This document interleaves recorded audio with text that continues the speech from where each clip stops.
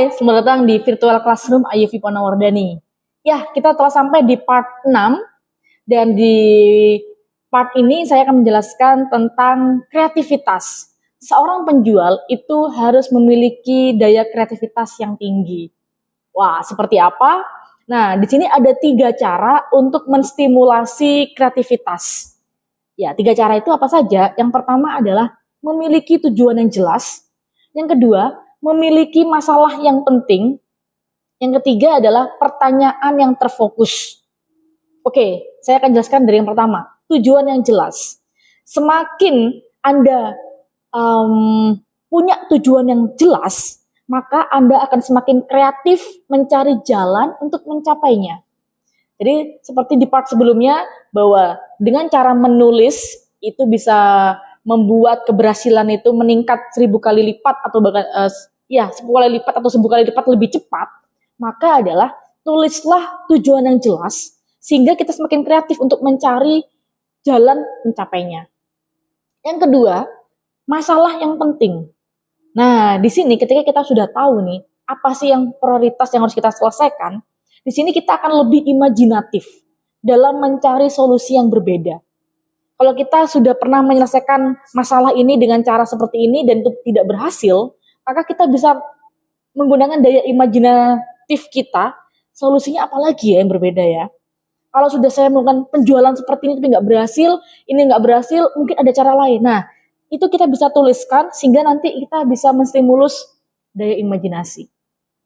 Dan yang ketiga adalah pertanyaan yang terfokus. Nah, semakin kita tahu bahwa hal-hal apa yang kita butuhkan dari pertanyaan tersebut, kita akan semakin inovatif dalam mengembangkan jawaban. Kembali lagi bahwa menulis dengan runtut, berstruktur, jelas, gitu ya, nyata, implementatif, itu akan lebih memudahkan kita dalam berpikir dan kita bisa meningkatkan ide-ide baru yang mungkin kita bisa lakukan sehingga penjualan kita akan goal.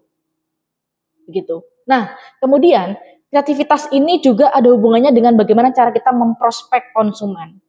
Jadi pertanyaannya apa saja atau hal-hal apa saja yang harus kita lakukan untuk bisa memprospek dengan kreatif ya. Yang pertama adalah kita harus mengetahui apa saja 5-10 fitur paling menarik dari produk kita. Gitu. Ya, kita bisa lihat saja. Kita punya berapa fitur, misalnya saya nggak sampai punya 10 fitur. Oke, nggak apa-apa. Tapi kita harus bisa temukan fitur apa yang paling menarik.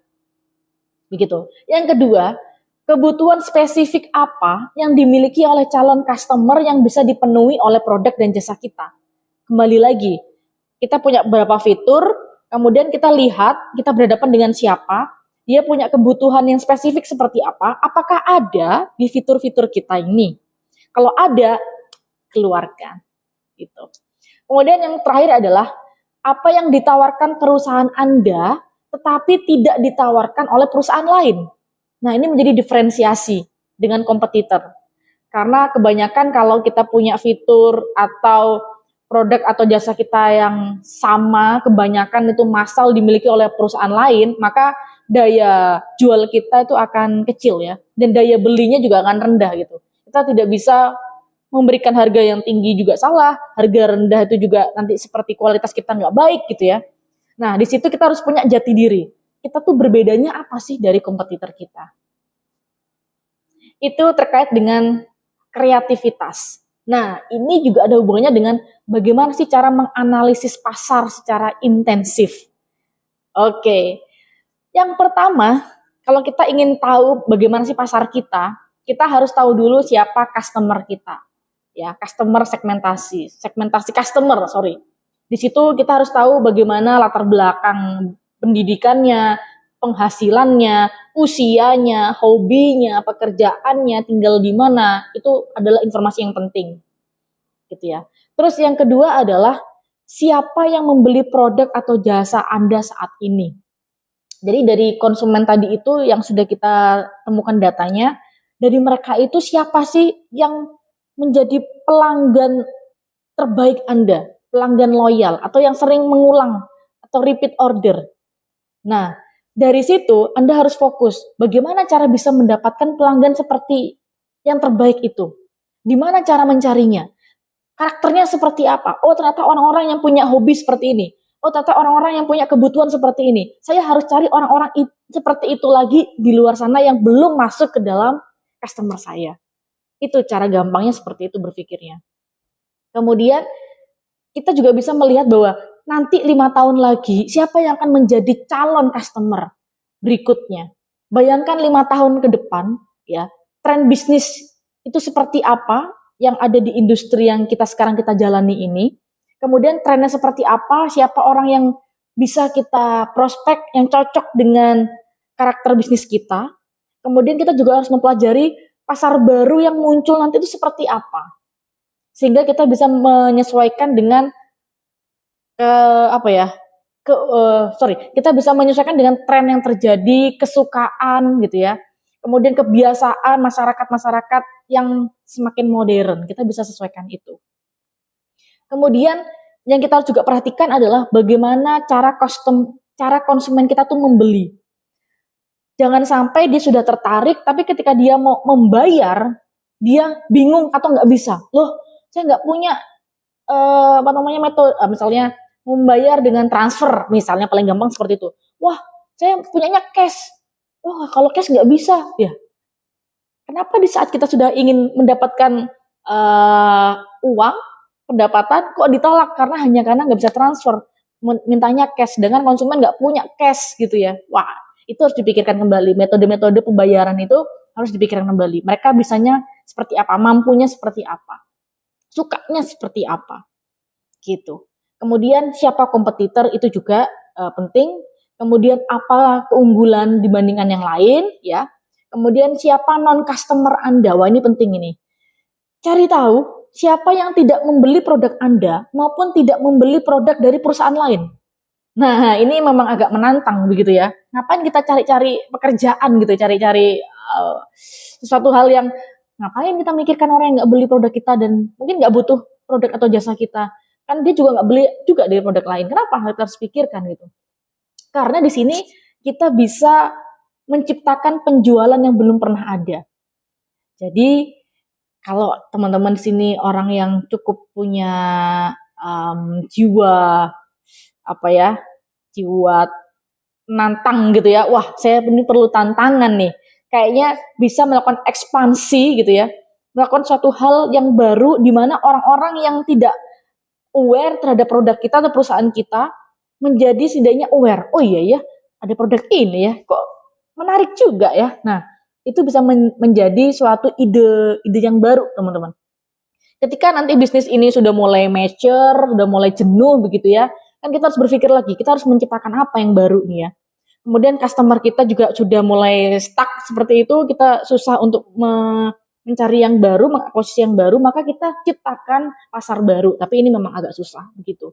Butuh effort yang besar. Nah, kemudian yang selanjutnya adalah kapan customer Anda membeli. Cari tahu kapan waktu terbaik untuk menjual produk atau jasa ini kepada customer. Ketika produk kita itu produk yang musiman begitu ya. Misalnya kita jualan produk untuk jaket atau blazer atau coat ya gitu ya yang untuk musim dingin. Nah, ini kalau dijual di Indonesia apakah cocok atau kita jual untuk orang-orang yang mau bepergian ke luar negeri di mana sekarang ini kalau pergi di bulan ini adalah musim dingin. Nah, kapan kita tahu bahwa produk kita itu dibutuhkan? Ketika orang misalnya lagi musim haji, maka dia akan mencari keperluan-keperluan haji. Nah, kalau kita menjual produk seperti itu, maka kita harus tahu kapan negara atau pemerintah ini membuka haji, waktu keberangkatan haji, kapan waktunya, sehingga kita bisa siap. Ketika orang mulai mencari kebutuhan itu, kita ready. Gitu. Nah, kemudian yang terakhir ini adalah apa yang harus terjadi sebelum prospek mau membeli produk Anda. Jadi tadi saya bahas tentang awareness gitu ya, belum aware terhadap produk atau jasa kita, belum pernah dengar. Nah, gimana caranya supaya mereka dengar dan mereka supaya mau membeli? Apa yang harus terjadi sebelumnya? Jadi yang teman-teman yang harus kita ketahui juga adalah apa yang harus terjadi sebelum Anda memutuskan untuk menerima tawaran ini. Jadi kita bisa bertanya kepada calon prospek kita. Apakah Anda tahu tentang produk ini? Tidak. Gitu ya. Apakah tahu tentang perusahaan ini? Tidak. Kemudian ketika Anda sedang punya kebutuhan apa, sehingga Anda mau membeli dari perusahaan ini atau membeli produk atau jasa yang saya tawarkan, seperti itu ya. Ya nanti Mas, Mbak, kalau saya misalnya sudah punya anak, terus misalnya jualan apa ya, kebutuhan bayi gitu ya. Ya nanti Mas, kalau saya sudah menikah dan sudah punya anak, saya baru aware terhadap yang namanya yang bau-bau tentang aksesoris bayi dan sebagainya. Wah, masuk akal. Jadi kalau kalau misalnya kita mendatangi orang yang masih single, masih sekolah, ya nggak mungkin banget tahu tentang perbayian gitu ya, kecuali dia punya adik gitu. Atau hal lain begitu ya, atau jual rumah gitu ya. Saya nggak kepikiran untuk beli rumah. Kemudian kapan event apa atau kejadian apa yang membuat Anda tuh menjadi aware bahwa rumah itu penting? Ya nanti ketika saya sudah mulai bekerja, mungkin saya ketika umur 25 tahun atau lulus kuliah, kemudian saya mulai bekerja dan settle, saya akan memikirkan tuh beli rumah dan sebagainya. Oh, seperti itu. Oke, kita bisa mencatat itu dengan baik, kemudian kita bisa brainstorming kembali. Yang kedua adalah apa yang harus Anda yakini untuk membeli produk atau jasa ini. Jadi kita bisa melakukan riset kecil-kecilan gitu ya.